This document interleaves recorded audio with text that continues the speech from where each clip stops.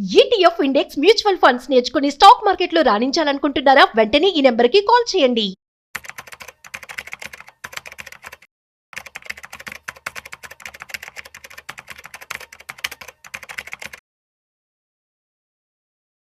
నేను ఒక ఆర్టికల్ చదివాను. Stock market is not for poor people అంట. అసలు ఇది ఎంతవరకు కరెక్ట్? అంటే మరి అందరూ కూడా రిచ్ ఉండరు కదా. సో అసలు స్టాక్ మార్కెట్లో పెట్టుబడి పెట్టాలి అంటే ఎటువంటి క్వాలిటీస్ ఉండాలి, అసలు ఎంత అమౌంట్ మన దగ్గర ఉండాల్సి ఉంటుంది, at the same time so ఏమైనా బెస్ట్ రిటర్న్స్ ఇచ్చేటువంటి స్టాక్స్ ఉన్నాయా, అతి తక్కువ టైంలో హై రిటర్న్స్ ఇచ్చేటువంటి స్టాక్స్ ఉన్నాయా?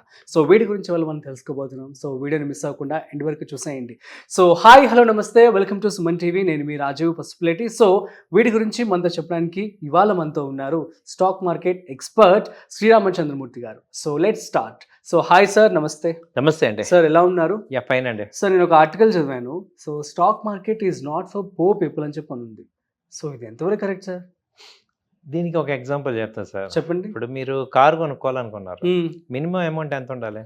మినిమం ఒక 15-20 లక్షలు, అట్లీస్ట్ 5 lakhs ఉండాలి కదా మినిమం. ఒక కారు, ఒక మిడ్ సైజ్. అవును సో సేమ్ లైక్ ఇది, అది మనం పూర్ అంటామా లేకపోతే రిచ్ అంటామా? సో ఇవాళ కార్ అనేది ఒకప్పుడు లగ్జరీ, ఇవాళ నెసిటీ అయిపోయింది. అలాగే ఇవాళ 4 lakhs 5 lakhs అనేది అమౌంట్ లేకుండా మనం ఒక ఇన్వెస్ట్మెంట్ అనేది చేయకూడదు, అంటే ఒక రిటర్న్స్ రావాలంటే. అలాగే స్టాక్ మార్కెట్ కూడా మనం ఎలా చూసుకోవాలంటే ఒక 4 to 5 lakhs మినిమం మనం, అంటే ఇప్పటికి స్టార్ట్ చేసిన ఒక 1 year తర్వాత గెయిన్ అవుతుంటాం. సో ఒక 5 lakhs ఉండి అప్పుడు మనం దాని నుంచి కొంత రిటర్న్ ఎక్స్పెక్ట్ చేయొచ్చు. అంతేగాని నేను ఒక 1 lakh ఇన్వెస్ట్ చేస్తాను, నేను ఒక 50,000 పెట్టేసి రోజుకి 1000 రూపాయలు సంపాదిస్తాను అనే వాళ్ళందరికీ ఏంటంటే అది కరెక్ట్ కాదు వాళ్ళ థాట్ ప్రాసెస్. యాక్చువల్గా ఒక 4 to 5 lakhs ఉండి సో ఒక 3 to 5% మనం పర్ మంత్ సంపాదిద్దామంటే రీసెంట్గా వర్కౌట్ అవుతాయి.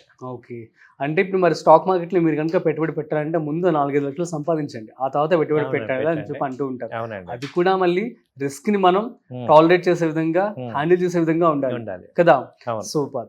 సో ఇది ఒక మంచి సజెషన్ అయితే వెళ్తుందని చెప్పి అనుకుంటున్నాం మన ఆడియన్స్ కి. మరి నెక్స్ట్ వచ్చేసి, సో ఇది అందరికీ ఉండే క్వశ్చన్, ఎందులో పెట్టుబడి పెడితే తక్కువ టైంలో ఎక్కువ రిటర్న్స్ వస్తాయి?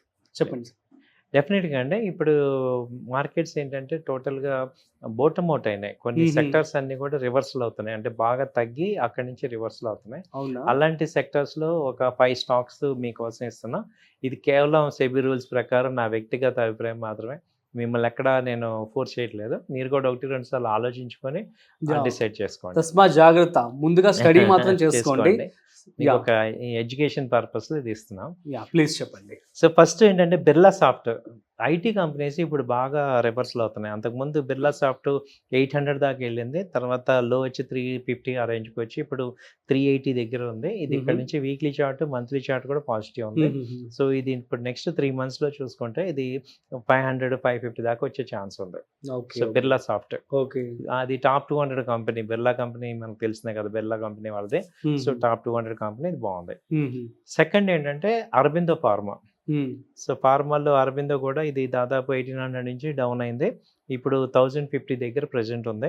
సో ఈ రేంజ్ లో బై చేసుకోండి. టార్గెట్ వచ్చి 1250 ఆ రేంజ్. సో అరబిందో మనందరికి హైదరాబాద్ బేస్డ్ కంపెనీ, ఇది మంచి స్ట్రాంగ్ ఇది. సో ఇది కూడా 3 months మినిమం, అంటే 3 months లో రావచ్చు టార్గెట్స్. తర్వాత వచ్చి axis bank. So axis bank తెలుసా మీకు? యాక్సిస్ బ్యాంక్ కూడా ఇది అంతకుముందు వచ్చి 1300 ఆ రేంజ్ నుంచి ఇప్పుడు ఫాల్ అయ్యి 1150, 1170, అదే 1050 ఆ రేంజ్ లో ఉంది, 1070. సో ఇది కూడా మంచి ఇన్వెస్ట్మెంట్. ఇది టాప్ 100 కంపెనీ, నిఫ్టీ 50 కంపెనీ. అయితే ఇది టార్గెట్ వచ్చి 1200 నుంచి 1250 దాకా టార్గెట్స్ ఉన్నాయి. ఓకే.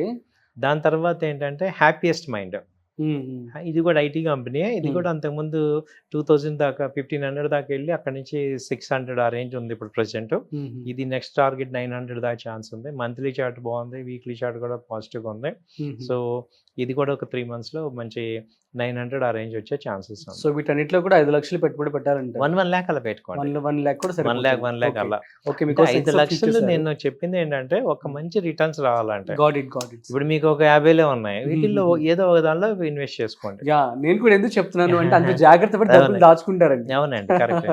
సో మీరు తక్కువ అమౌంట్ కూడా ఇన్వెస్ట్మెంట్ చేసుకోవచ్చు, బట్ 1 lakh మీకు కొంచెం రిటర్న్స్ చూడాలి అనుకుంటే మినిమం 1 lakh అయితే ఇన్వెస్ట్మెంట్ చేసుకుంటే బెటర్. ఇంకో చిన్న కంపెనీ ఏంటంటే హెచ్ఎఫ్సిఎల్. ఇది Mhm. 75 రూపీసే ఉంది. Hmm. ఇది బాగుంది. ఇది టార్గెట్ 100 దాకా వచ్చే ఛాన్స్ ఉంది. ఇది బెటర్ యాక్చువల్లీ. ఇది కూడా నిఫ్టీ 200 టాప్ 200 కంపెనీ ఇది. So okay. నిజంగా నేను చెప్పేది కూడా ఏమవుతుందంటే మీకు అడ్వైజ్ ఇచ్చేటప్పుడు కూడా మనం మంచి కంపెనీస్ ఇచ్చామనుకోండి, వాళ్ళు ఒక నెల తగ్గినా కానీ బట్ ఓవరాల్గా మీరు సక్సెస్ అవుతారు. అందుకే మేము కూడా 1-2 సార్లు చూసి మీకు మంచి కంపెనీలు ఇస్తున్నాం. సో మీరు వాటిలో ఇన్వెస్ట్ చేసుకోవడం ద్వారా మీరు మంచి ప్రాఫిట్ అంటే ఇంట్రాడే లాగా కాకుండా ఒక లాంగ్ టర్మ్ పాయింట్లో ఒక 3 మంత్స్ 2 మంత్స్ అలా ఉంచుకుంటే మంచి సక్సెస్ ఛాన్స్ ఉంది. ఓకే.